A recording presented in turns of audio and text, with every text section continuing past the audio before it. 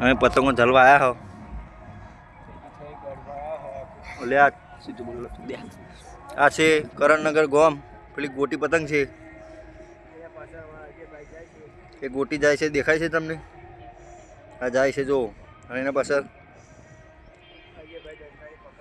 એ જ્યાં જાલી પાડી આ મુકેશભાઈ આ બાબલી બાબલી બાબલી ઝાલી અને અમે લોકો અહીંયા પતંગ પકડવા આવી ગયા છે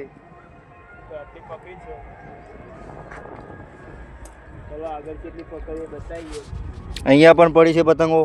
અને ત્યાં પણ પડી છે પેલી પડી જો અમારા બંકા હો